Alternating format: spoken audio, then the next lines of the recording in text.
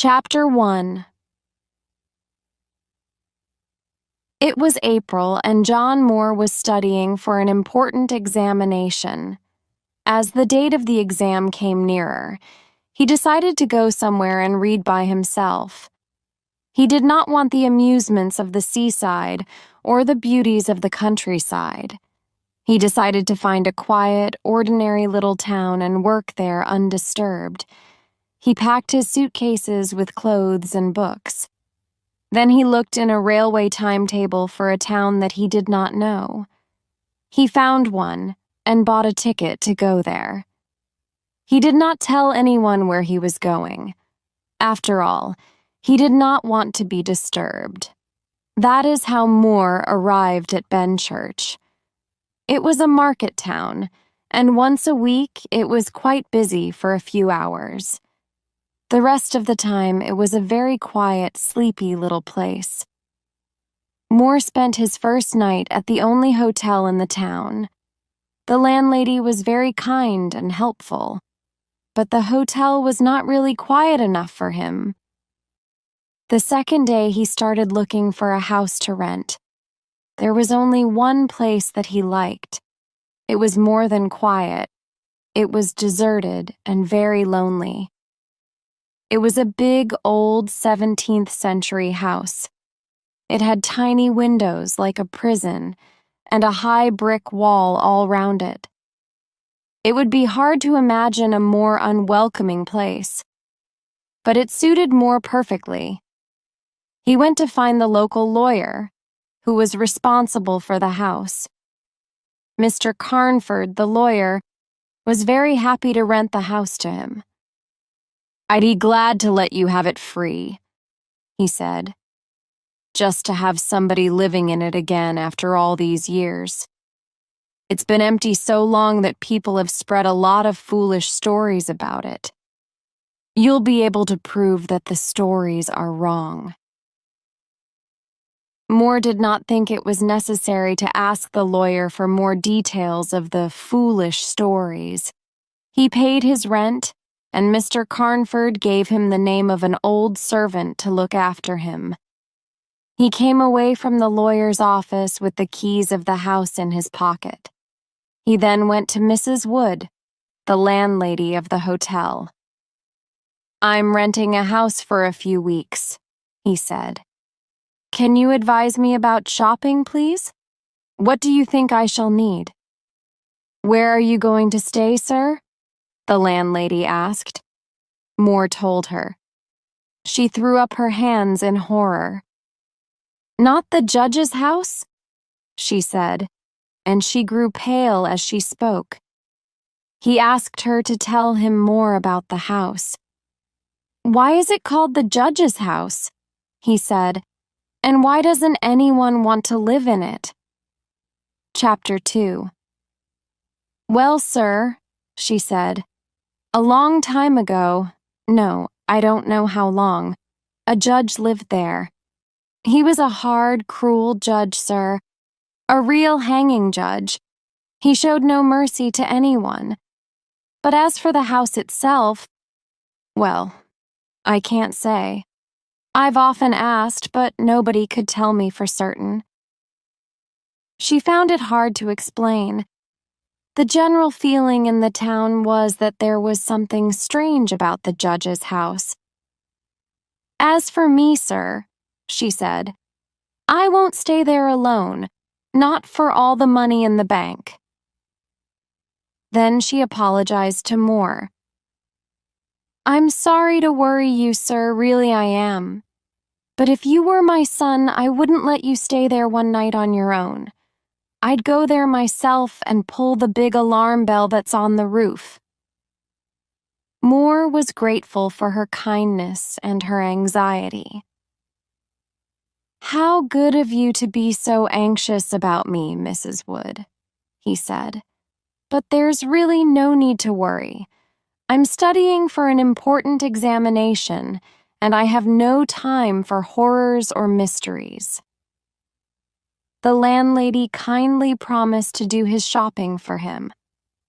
Moore then went to see the old servant whom Mr. Carnford had recommended to him. Her name was Mrs. Dempster, and she seemed pleasant and eager to please her new master. When he returned with her to the judge's house 2 hours later, he found Mrs. Wood waiting outside it. She had several people with her, men and boys carrying parcels, and another 2 men with a bed. "But there are beds in the house," cried Moore in surprise, "and nobody slept in them for 50 years or more. No, sir, I won't let you risk your life in an old damp bed." The landlady was obviously curious to see the inside of the house. At the same time, she was clearly afraid. At the smallest noise, she held nervously to Moore's arm. Together, they explored the whole house. After his exploration, Moore decided to live in the dining room. It was big enough for both working and sleeping. Mrs. Wood and Mrs. Dempster began to arrange everything. Soon the baskets were unpacked. Moore saw that kind Mrs. Wood had brought many good tilings from her own kitchen. Before she left, she turned to Moore and said, "I do hope you will be all right, sir, but I must say, I couldn't sleep here with all those ghosts." When she left, Mrs. Dempster laughed. "Ghosts," she said. "Ghosts. There are no ghosts. There are rats and insects, and doors that need oiling. There are windows that blow open in the wind. Look at the old oak walls of this room, sir. They are old, hundreds of years old. Don't you think there'll be rats and insects behind the wood? You'll see plenty of rats here, sir, but you won't see any ghosts. I'm sure of that. Now you go and have a nice walk, sir. And when you come back, I'll have this room all ready for you." She kept her promise. When Moore returned, he found the room clean and neat.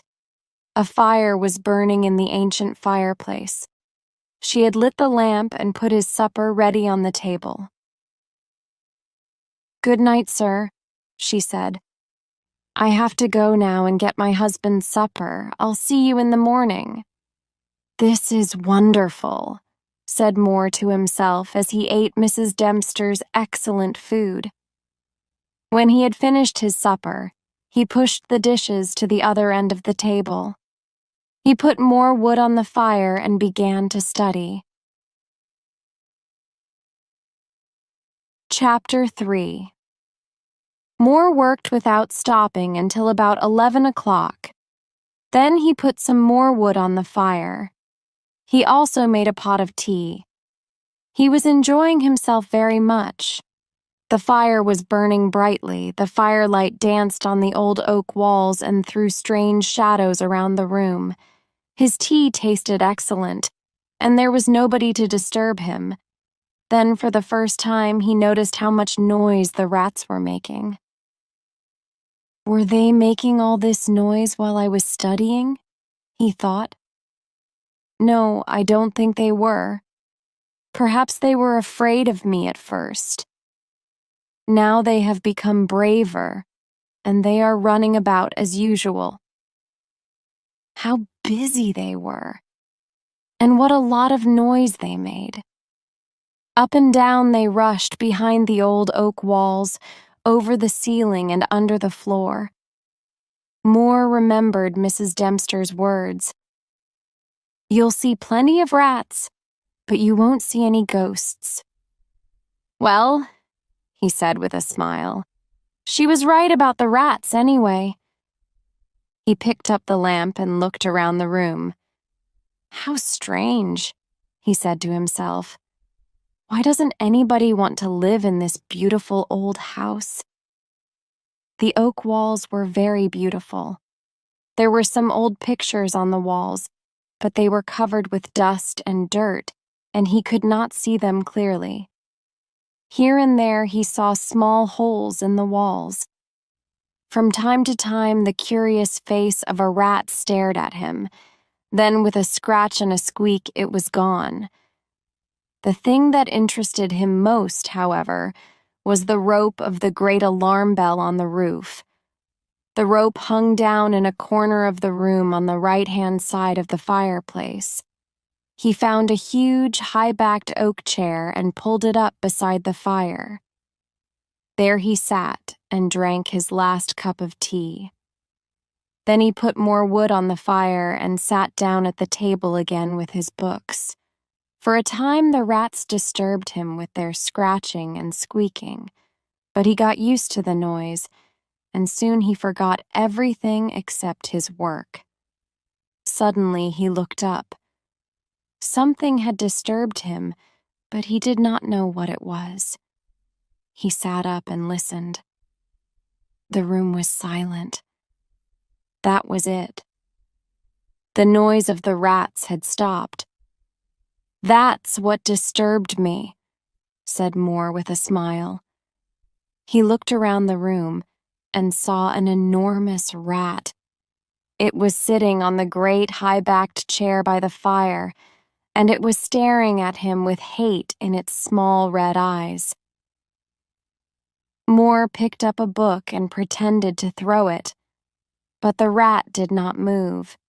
It showed its great white teeth angrily, and its cruel eyes shone mercilessly in the lamplight.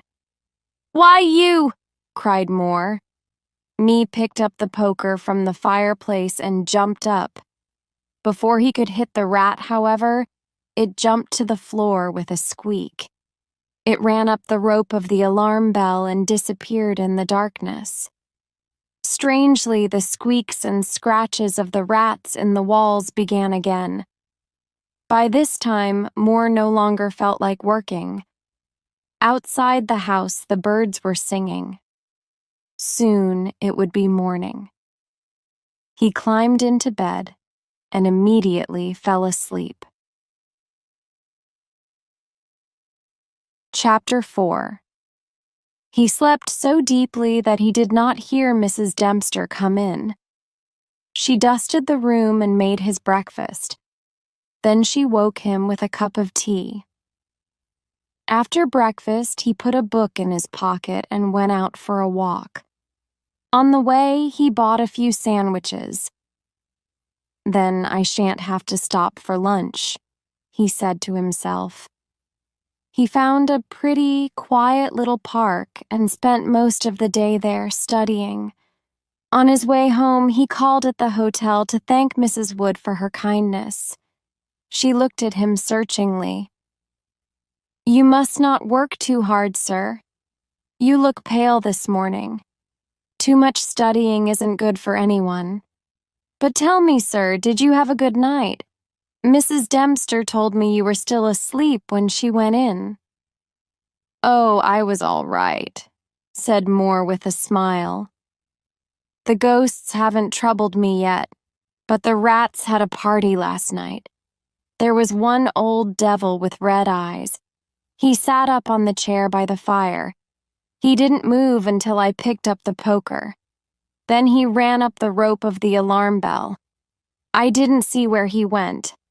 It was too dark." "Dear God!" cried Mrs. Wood. "An old devil sitting by the fire. Take care, sir, take care." "What do you mean?" asked Moore in surprise. "An old devil. The old devil, perhaps." Moore started to laugh. "Please forgive me, Mrs. Wood," he said at last. "I just couldn't help laughing at the idea of the devil himself sitting by my fire." And he began to laugh again. Then he went home for dinner. That evening the noise of the rats began earlier. After dinner he sat down beside the fire and drank his tea. Then he sat down at the table and started to work again. The rats disturbed him more than the previous night. They scratched and squeaked and ran about and stared at him from the holes in the walls. Their eyes shone like tiny lamps in the firelight. But Moore was becoming used to them. They seemed playful rather than aggressive. Sometimes the bravest rats ran out onto the floor or across the tops of the pictures. Now and again, when they disturbed him, Moore shook his papers at them. They ran to their holes at once, and so the early part of the night passed quite quietly. Moore worked hard for several hours. All at once he was disturbed by a sudden silence. There was not a sound of running or scratching or squeaking. The huge room was as silent as the grave. Moore remembered the previous night. He looked at the chair by the fireside and got a terrible shock. There, on the great high-backed oak chair, sat the same enormous rat. It was staring at him with hate. Without thinking, Moore picked up the nearest book and threw it. It missed, and the rat did not move. So Moore again picked up the poker. Again the rat ran up the rope of the alarm bell, and once more the other rats started their scratching and squeaking. Moore was unable to see where the rat had gone. The light of the lamp did not reach as far as the high ceiling, and the fire had burned low. Moore looked at his watch. It was almost midnight. He put more wood on the fire and made a pot of tea. Then he sat down in the great oak chair by the fire and enjoyed his tea. I wonder where that old rat went just now, he thought. I must buy a rat trap in the morning. He lit another lamp. He placed it so that it would shine into the right-hand corner of the wall by the fireplace. He got several books ready to throw at the creature. Finally, he lifted the rope of the alarm bell. He put it on the table and fixed the end of it under the lamp. As he handled the rope, Moore noticed how pliable it was. You could hang a man with it, he thought. Then he stood back and admired his preparations. There, my friend, he said aloud. I think I'll learn your secret this time. He started work again and was soon lost in his studies. But once again he was disturbed by a sudden silence. Then the bell rope moved a little, and the lamp on top of the rope moved too. Moore made sure that his books were ready for throwing. Then he looked along the rope. As he looked, the great rat dropped from the rope onto the old oak chair. It sat there staring at him angrily. He picked up a hook and aimed it at the rat. The creature jumped cleverly to one side.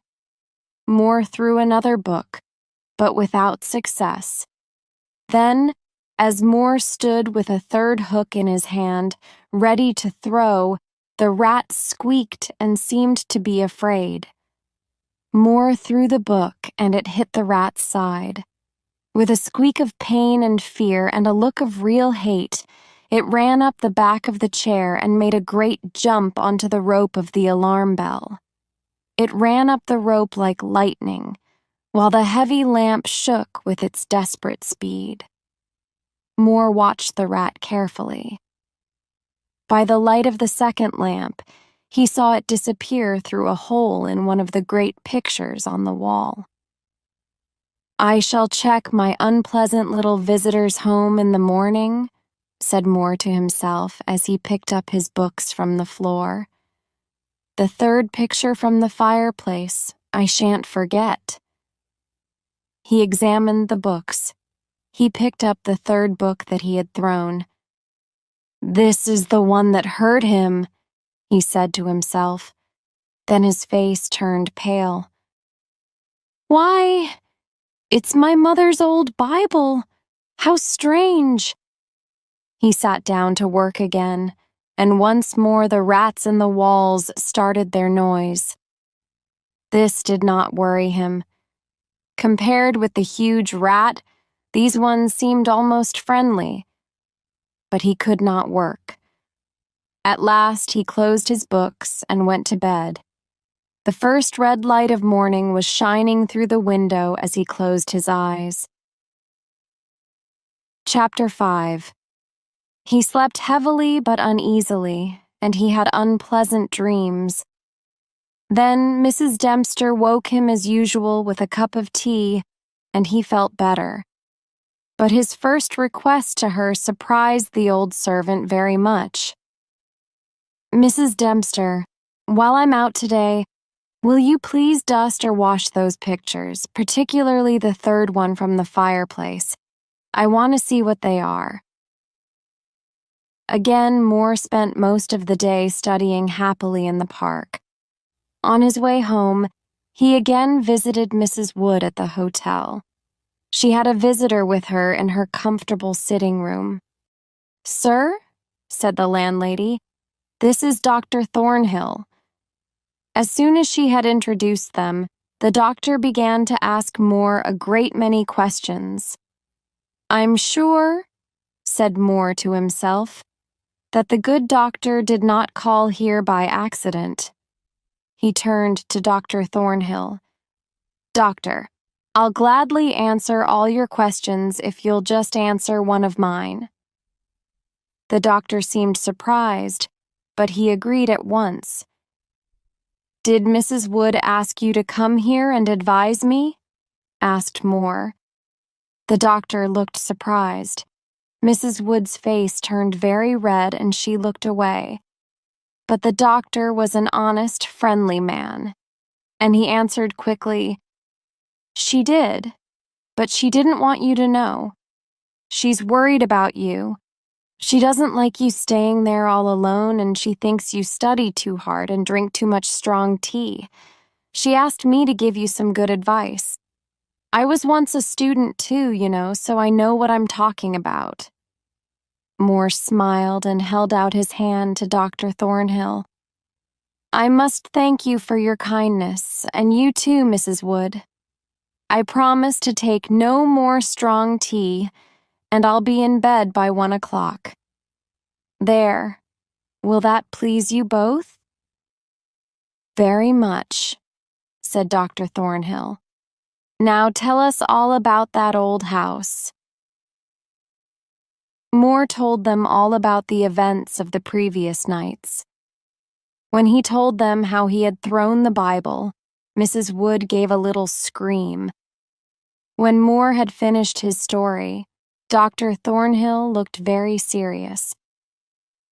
"The rat always ran up the rope of the alarm bell?" he asked. "Always." "I suppose you know," said the doctor, "what the rope is?" "No, I don't," said Moore.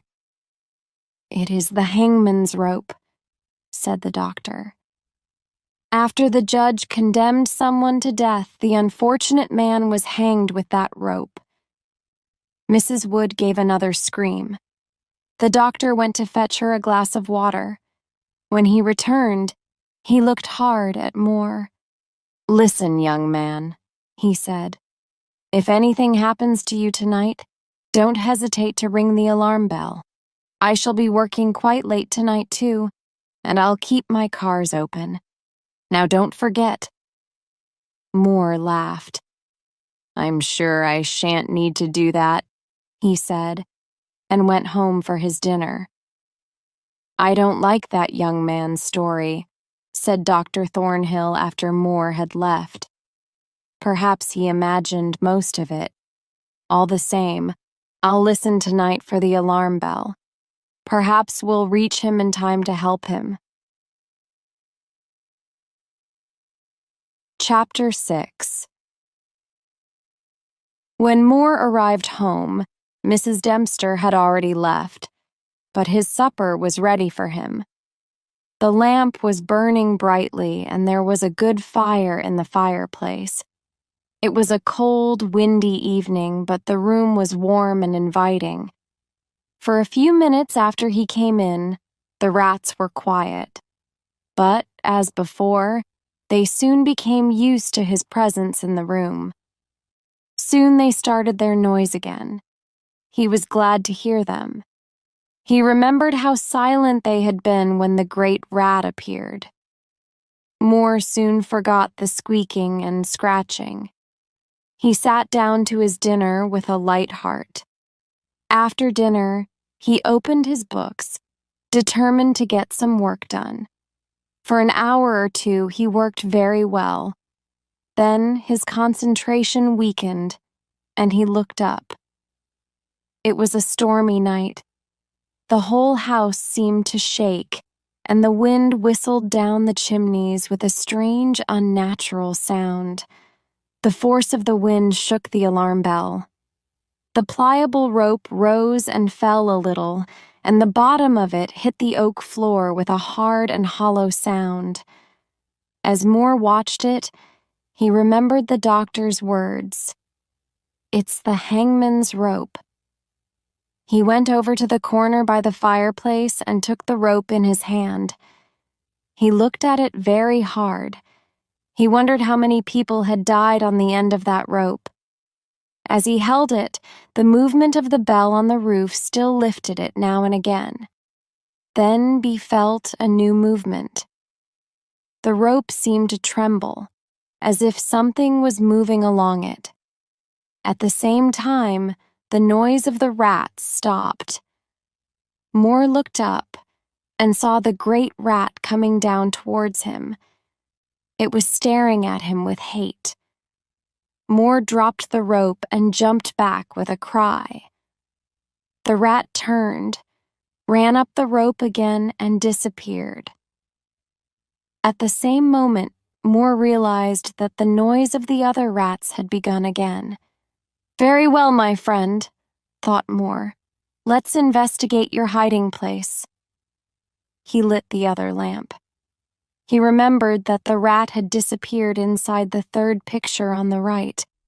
He picked up the lamp and carried it across to the picture. He almost dropped the lamp. He stepped back at once, and the sweat of fear was upon his pale face. His knees shook. His whole body trembled like a leaf. But he was young and brave, and he moved forward again with his lamp. Mrs. Dempster had dusted and washed the picture, and Moore could now see it quite clearly. It showed a judge.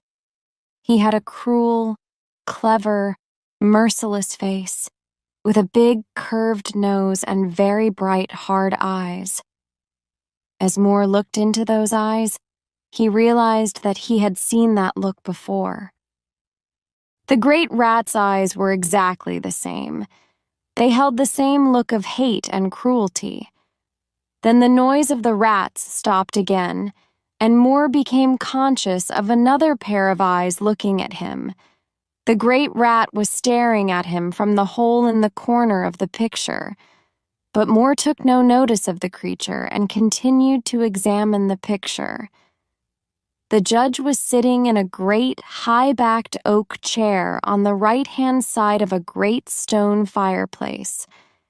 In the corner, a rope hung down from the ceiling. With a feeling of horror, Moore recognized the room where he now stood. He looked around him, as if he expected to see another presence there. Then he looked across to the corner of the fireplace. He froze with fear, and the lamp fell from his trembling hand. There, in the judge's chair, sat the rat. The rope hung behind, exactly as it did in the picture. The rat looked at Moore with the same merciless stare as the judge in the picture, but there was a new, triumphant look in the small red eyes.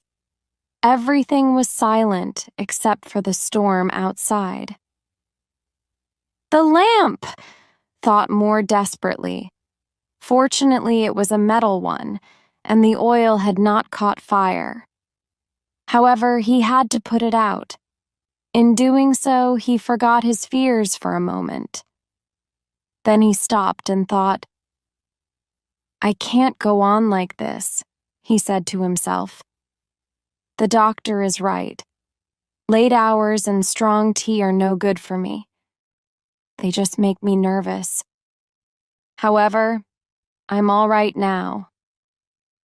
He made himself a warm, milky drink and sat down to work. Nearly an hour later, a sudden silence disturbed him again. Outside, the storm was growling and whistling as loudly as ever. The rain drummed on the windows, but inside the house everything was as quiet as the grave. Moore listened carefully, and then he heard a strange squeaking noise. It came from the corner of the room where the rope hung down. At first he thought the rope itself was making the sound. Then he looked up and saw the great rat. It was chewing the rope with its ugly yellow teeth. It had almost bitten through it, and, as Moore watched, part of the rope fell to the floor. Only a short piece was still attached to the bell, and the rat was still hanging on to it. Now the rope began to swing backwards and forwards. Moore felt a moment of terrible fear. "Now I can never ring the alarm bell," he thought. Then he was filled with anger. He picked up the book he was reading and threw it violently at the rat. He aimed it well, but before the book could bit the creature, it dropped off the rope and landed on the floor. At once, Moore rushed towards it, but the rat ran away and disappeared into the shadows. "Let's have another rat hunt before bed," said Moore to himself. He picked up the lamp and almost dropped it again. The figure of the judge had disappeared from the picture. The chair and the details of the room were still there, but the man himself had gone. Frozen with horror, Moore moved slowly round. He began to shake and tremble. His strength left him, and he was unable to move a muscle. He could only see and hear. There, on the great high-backed oak chair, sat the judge. His merciless eyes stared at Moore. There was a smile of triumph on his cruel mouth. Slowly, he lifted up a black hat. Moore's heart was drumming wildly. There was a strange singing noise in his ears. Outside, the wind was as wild as ever. Then, above the screams of the wind, he heard the great clock striking in the marketplace. He stood and listened, stiff and unmoving.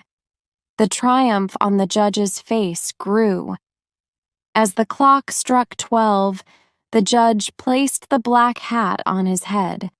Slowly and deliberately, he rose from his chair and picked up the piece of rope from the floor. He pulled it through his hands. Slowly and carefully, he made the thick, pliable rope into a noose. He tested the noose with his foot. He pulled hard at it until he was pleased with it. Then he began to move slowly and carefully past the table on the opposite side to Moore. Then, with one quick movement, he stood in front of the door. Moore was trapped.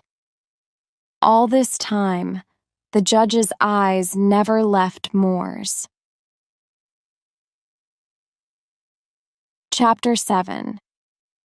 Moore stared into the cruel eyes, like a bird watching a cat.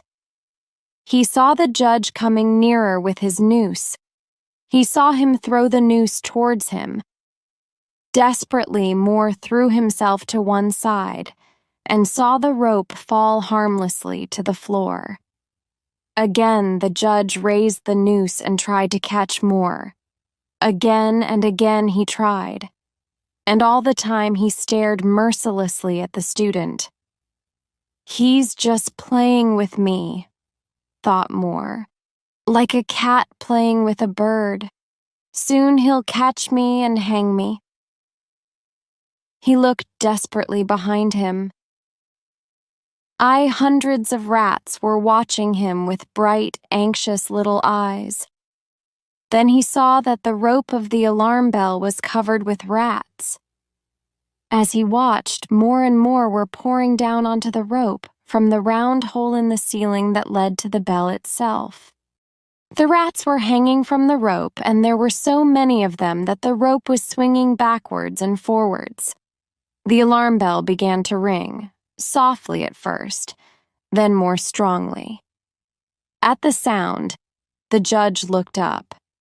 A devilish anger spread across his face. His eyes burned like red jewels. Outside, there was a sudden deafening crash of thunder. The judge raised his noose again, while the rats ran desperately up and down the rope of the alarm bell. This time, instead of throwing the rope, the judge moved nearer to Moore and held the noose open. Moore was unable to move. He stood there like a stone figure. He felt the judge's icy fingers and the pliable rope against his neck. He felt the noose against his throat. Then the judge picked up the stiff body of the student in his arms. He carried him over to the great oak chair and stood him on it. Then, stepping up beside him, the judge put up his hand and caught the rope of the alarm bell. At his touch, the rats ran away, squeaking with fear. They disappeared through the hole in the ceiling. Then the judge took the end of the noose, which was around Moore's neck. He tied it to the hanging bell rope. Then he climbed down and pulled away the chair. Chapter 8. When the alarm bell of the judge's house began to ring, a crowd soon gathered. People came running with lanterns and torches, and soon hundreds of people were hurrying to the house. They knocked loudly at the door, but there was no reply. Then they broke down the door and poured into the great dining room. The doctor was the first to reach Moore, but too late. There at the end of the bell rope hung the body of the student. The judge stared out once more from his picture, but on his face there was a smile of triumph.